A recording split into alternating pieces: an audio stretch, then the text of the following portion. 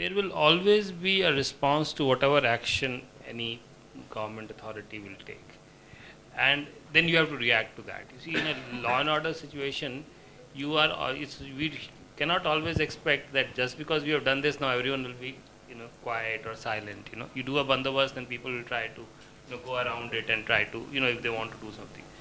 So, the issue is, if there is a new situation developing, like fire chat or something, you have to then deal with that. I mean, so at a given point of time, given a situation, if the person responsible for that work has come to a conclusion based on his best information and understanding that this is the only way by which he can deal with the situation, he will thereafter do the internet. So coming back is again, what is that situation that should possibly, where he should be guided? Okay, now this is a situation. How can he minimize discretion in that?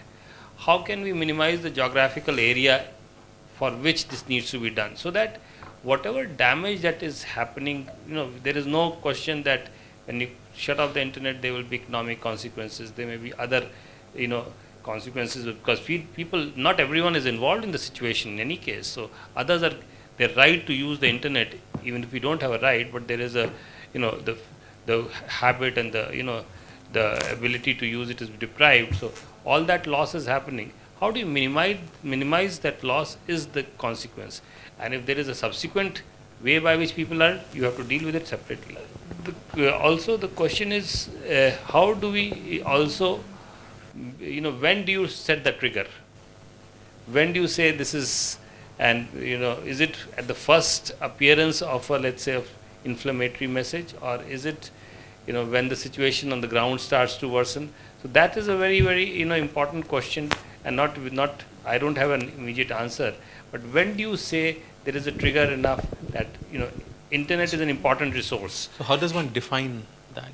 No, what are the contours? There is no. So this is, I think, this is an important question which people should debate. Because as an alternative response, what I have also seen happening now increasingly is police forces of almost all states are on Twitter and are on Facebook, and I have individually on my own level observed a lot of proactive information being shared by them, saying situation is X here, please do not venture out, or this was the incident and here is a clarification. So can you give me an example of where that might have happened? So I have seen it in the case of West Bengal recently, sort of like minor situations, law and order, where the police in the West Bengal police or Calcutta police are proactively tweeting on their account and saying, if you have heard this rumor, this is the case. So that is one way to deal with this WhatsApp information, is for the state to put out more information. But as the problem I see then is, what do you do when people have lost their trust in the state infrastructure itself, and then how does the law enforcement deal with it? Yeah, so I just read an article yesterday about law enforcement and big data being used. So my own opinion is that technology itself will find an answer to both enable the law enforcement to use it more effectively. And I read that article somewhere in Somalia, peacekeeping forces are using big data to find out where there are crowds going and what they are trying to do, things like that.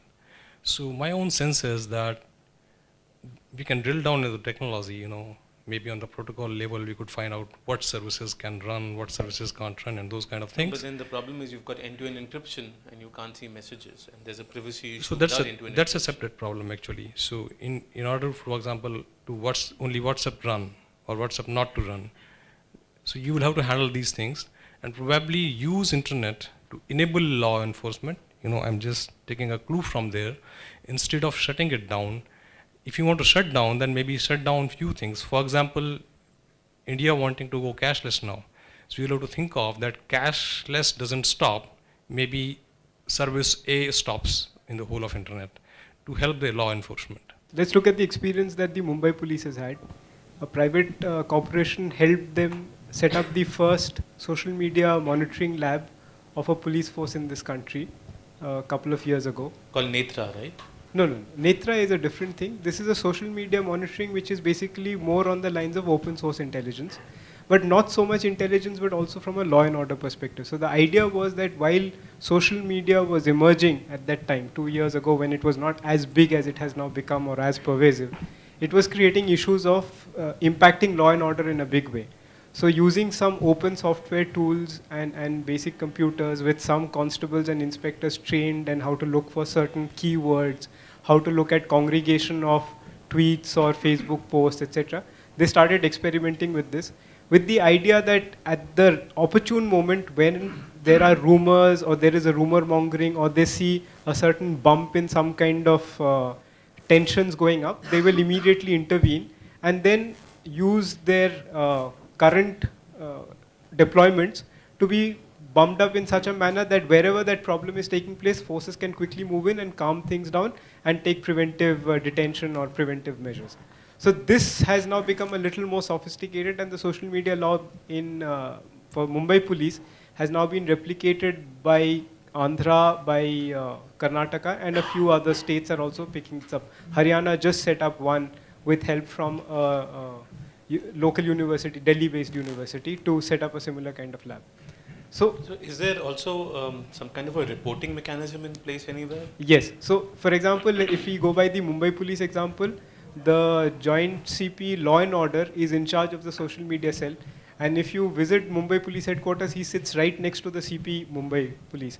So that's how closely they, and the Joint CP is in charge of all the police stations across the city. So it's like one of the most critical positions in the city. And so as a result, whenever there is a law and order issue, he is the one who is responsible for taking care of all those issues.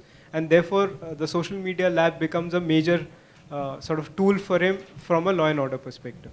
So I was asking more reporting from how do you involve citizens in this process? So what they're doing is they are not going for citizens to actively report incidents or issues to them. That continues to be an intelligence gathering part which the special branch of the city police takes care of.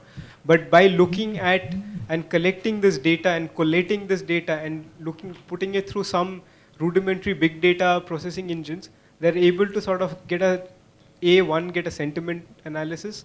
We also proactively look for threats or posts which could lead into something else. For example, a lot of IS propaganda is being picked up by youngsters these days. So they are using this to monitor that and then seeing at which point they can intervene once it becomes a prosecutable case. But that's one aspect of it. For example, or in the case of demonetization, so we as a print digital news media, we can give us the clarification and the right information at the right time. Boss, this is not the right news, or this is a rumor, or this is the fact. Hi, I'm Pranay. I'm from Ola. So fundamentally, I think what we all are discussing is the reason why it's done, be it a data shutdown or voice shutdown, which was in 1993, is to restrict or to channelize communication. And that might impact a couple of lives, but or save a couple of lives, but it comes with a cost. So, and it has never been done with a broadcast mechanism, which is done through an authorized medium. I mean, be it newspapers or radio. But let's say a Facebook or a WhatsApp has today with zero cost, you can reach out to millions of people, influence, create perception around what is happening, and then kind of create aggregation and congregation of people around certain things which are not relevant. And so basically you then are kind of an unauthorized broadcaster of information which kind of influences people. So if there's a mechanism in which during such crisis situations or such panic situations, there's a panic button of sorts which kind of restricts you to broadcast messages as an individual, I think that would strike the right balance between what we as users or citizens would want and what potentially the government is trying to achieve. So like I mentioned, if we understand the intent for both consumers and citizens in general as to we need data connectivity with Digital India and everything coming in, and with our dependence on data today, and one of the potential reasons why government kind of stops data in situations where they feel it's relevant, I think one of the biggest reasons is to curb the amount of broadcasting and communication that can potentially happen. and if there's a mode in which you can control that, I don't think there's a need to, you know, shut data. I mean, rather than being a 1-0 thing, it should be a slope or a step function where you can kind of. So I'm absolutely fine if I'm so told that for 2 days you can't send an SMS on a WhatsApp group, or you can't post a Facebook, you can put a Facebook post which can reach to people beyond your friends. I'm just making up stuff. I mean, these are the things that if there's a mode, if there's a panic mode of sorts or an emergency mode, which can enable all these features, which kind of meets the objective that potentially the government wants, and you can actually access information and calls and one-on-one information is something that you can always have. So just from a purely business perspective, I have a slight counterpoint to that, because increasingly we're seeing that these are platform businesses and there are businesses who are dependent on them, right? So for example, if Maps is a platform, if Maps was to shut down, you would again have a problem. So I'm not sure if we should be cherry picking a service to shut down when that happens. No, I'm only focusing on communication services. The other services should work as is. I think I have a couple of disagreements with one of the previous speakers who spoke about the need about maybe shutting down particular kinds of communication services, etc. And I think one general principle is that especially when you speak of the media issuing clarifications, I think in today's age when we've seen media reproducing WhatsApp forwards as news, there is a certain crisis of credibility that exists for anybody to be issuing, for any news that's issued to be certified as authentic, right? But then what does that leave us? Are we only dependent on official press releases or official tweets from official organizations? I would contest that by saying that you're at least creating doubt, if not certainty, in those circumstances. Which may or may not be a good thing, right? Do you, yeah. No, I mean, if there's misinformation, you counter it with information. You're creating, if you don't trust it even, there is a sense of doubt that creeps in, which is fair. Yeah. So that's one danger. The other thing is that if you leave only an official channel open in such circumstances, then you're also opening up the risk of a propaganda model, right? Where it's essentially you're only reliant on the state for any authentic or any official information about anything, and nothing else is sort of a valid statement, right? So I think there's a problem in looking at people putting out authentic versions and censoring other versions of information. So we'll get to your recommendations later. Hi, I'm Meghna. I work with an MP. I think there's one thing which we haven't talked about is that when you're talking about internet shutdowns, there is this essential assumption from the government side that people will react to, say, a message spreading around and react violently. I think that is one primary theme that has been going around, that whenever, like, say, a message like a video, say, spreads, there will be communal tension or there will be some sort of tension. No, but we have seen that happen, right? So that is true. We have seen that happen, which is true. But there is, again, not a like a solid reasoning to say that people will act. Like the government reacts with the assumption that it will happen. So would you, I'm just playing devil's advocate here. What would you expect them to do? So the essential problem here is that, like Shaikat said, that when the Americans do not react to, say, a Facebook request, why don't they understand the urgencies? Because it doesn't happen there, which means that they trust their citizens enough to understand that they will understand the information that is coming towards them and not act on it violently. We do not have that yet, so that is, I think, an essential problem of a trust between the citizen and the government. Okay, I'll just point out that even during Ferguson, the internet was shut down on occasions. But sorry, there's someone. It's very important to consider that to save that life, when is it most efficient for the police to intervene? For instance, like in the case of the Vadodara riots, when comprehensive case study of that entire incident revealed that messages like provocative messages were not circulating 1 or 2 days prior to the incident. It was actually a build-up of over 2 months, and which is where I think institutions like somebody like from the police or somebody from the government, which is constantly countering this misinformation throughout that 2-month process, becomes much more important and probably effective than shutting down internet during those 3 days after already there's been a 2-month build-up of communal tensions in an area. Similar thing was observed in Azad Maidan and also Muzaffarnagar, that in all of these incidents, the communal tension was possibly it sparked because of a particular incident, but the tensions were built up across messages that were being spread for a number of days in advance. And therefore, when is it important for the state to intervene in these situations? Because it becomes very important. Because slightly disagreeing from the previous speaker, I would say that communal tension is a concern that India faces quite regularly. So I think that a more consistent and sustained response would be way more effective than a knee-jerk reaction like the internet shutdown, which I think might have a counterproductive effect because there is already much spread of counter-information, much misinformation is already present, and shutting down the internet just leaves you with no information at all. And I'm not sure how effective that is. Have some leeway for us to do something about it are one, building state capacity, and two, just working on or helping people sift between what is true and untrue. And I'll explain what I mean. I think that in some cases, governments, and this is true of governments, I think the world over, they will tend to use more blunt tools, block things with a wider scope, if they feel they do not have the tools or the ability to, to effectively manage, manage a medium or a communications tool, or perform the things that they need to get to the root of law enforcement issues.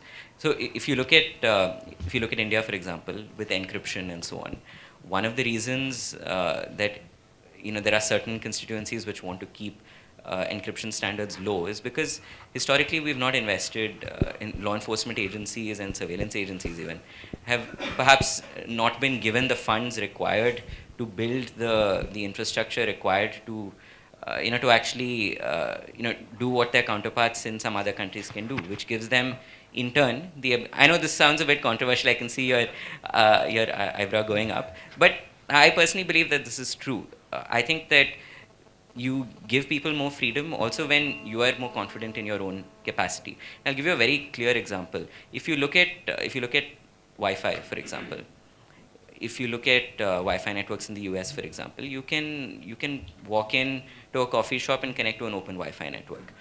They're everywhere. There is no problem, as in the government does not have a problem with people having open Wi-Fi networks.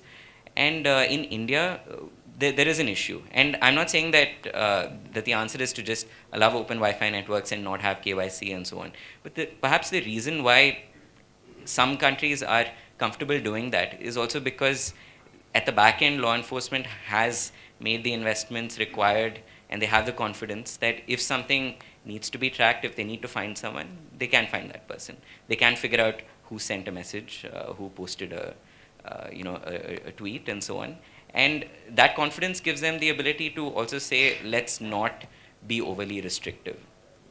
So that is, I think, one perspective that we need to look at this from, building state capacity in transparent ways, but building state capacity to the point where people feel confident enough to say, let's not use the most blunt tool available.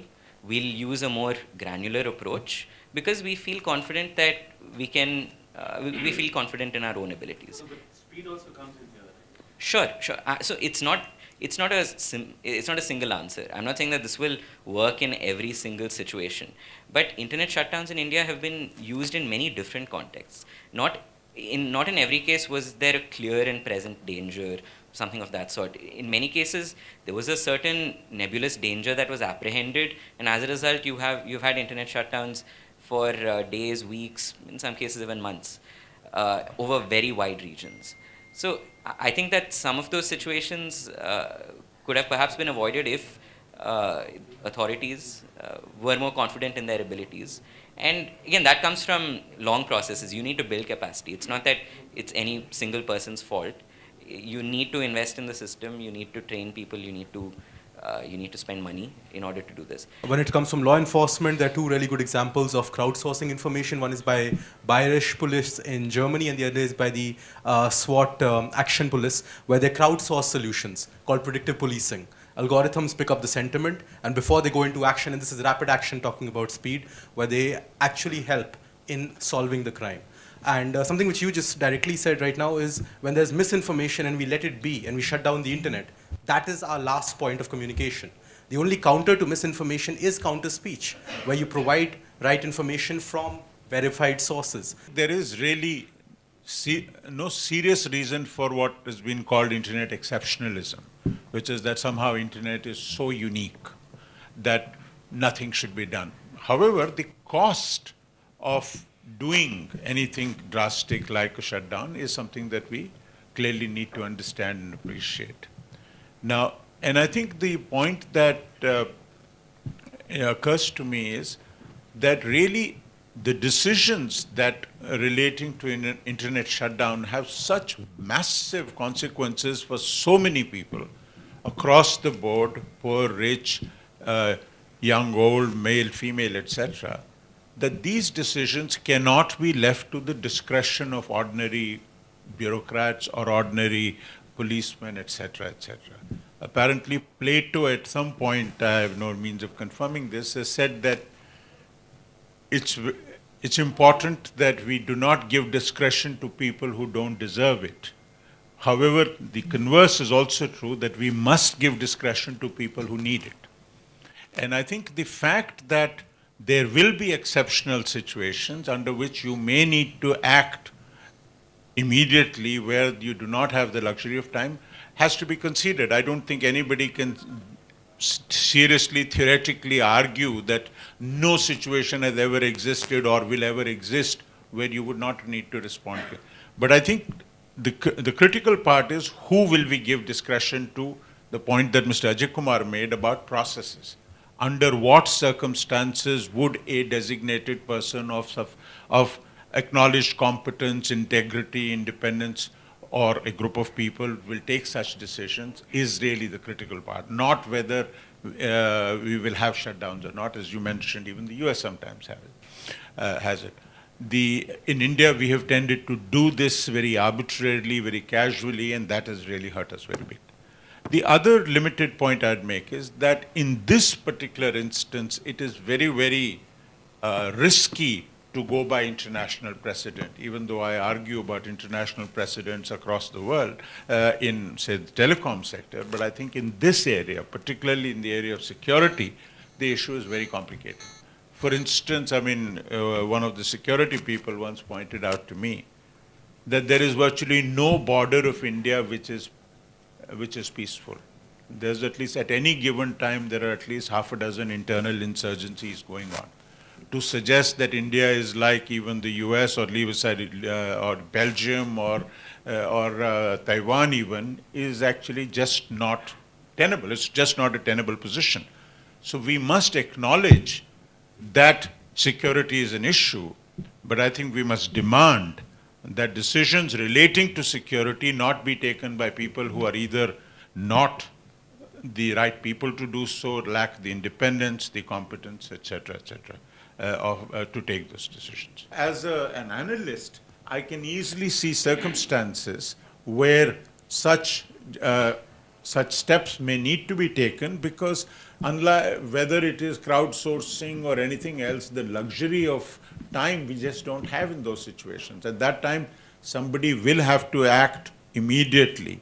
And let me just add another line. Just like decisions to declare wars or decisions to use serious weapons, etc., are not left to individuals at a low level, at a junior level. They are taken with a sufficient level of, at a sufficient level of competence and accountability. Similarly, internet shutdowns must actually now move up the hierarchy and be carried out under much higher levels of authority. So actually, I'm wondering whether we should compare whether there have been more curfews this year than internet shutdowns, because that's what it is. I mean, it seems to be that extreme so a circumstance. so that is really the point, that you see, while a district magistrate in Muzaffarnagar may have something to say about this security situation there, is he the appropriate person to decide on an internet shutdown? I don't think so, right? And I think that link we need to establish. That part we need to appreciate and make sure that these decisions are not taken by all, as they have been. All of the 66A issues were all about, relatively junior police officers running amok. That we can't afford to have in something that impacts life and business and people at such a large scale. I am saying internet is used to spread misinformation. Is this a necessary condition? No, misinformation was spread even before the internet came around. Is this a sufficient condition? Having internet is going to ensure that you want to spread misinformation. See, the platform is agnostic. You can spread information, or whether it's misinformation, real information, it's something that the people are going to take a call on it. So essentially, if you're saying that the internet spreads misinformation, where you yourself as a law enforcement agency can pass your own information on the platform, you essentially have a credibility issue. You are saying what I'm going to say over the internet is not going to be accepted by the people. So they would rather believe the I other have a counterpoint to this, in the sense that there are spaces where this misinformation spreads, where it's not possible for law enforcement to get in, where there is encryption, for example. And I know that point was addressed earlier. You're talking about, say, a closed group of, say, in a WhatsApp, say, platform where the information has been spread, where the law enforcement can't get in. But any case, you can have an information. If I come across that information, say, within an encrypted group, of course, I would verify it before I go on the street with my sticks and stones. Yeah. Right? That's why I'm saying whether it's a sufficient condition. Yeah. It doesn't fulfill the sufficiency condition of it.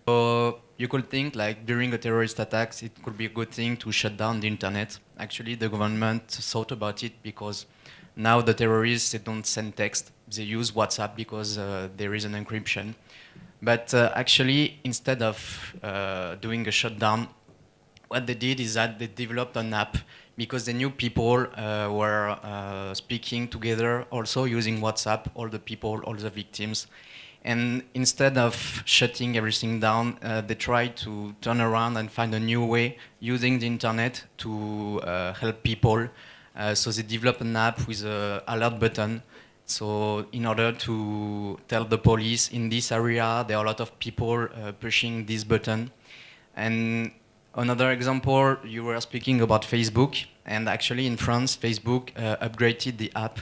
And when there was a terrorist attack, there was a specific button because they were seeing your GPS location. And with this button, it was an automatic message saying, okay, everyone, I'm safe, so don't worry. So it's strange because the way you're speaking about shutdown is completely different from France. Like if there is something bad, you need to shut down the internet. But in France, where internet is like a right, like a right to vote. We wouldn't even think about shut down the internet. And the government and all the people are just trying to find ways to use the internet in order to prevent this kind of situation and help the people in the fastest way possible. So that's the point I wanted to share with you.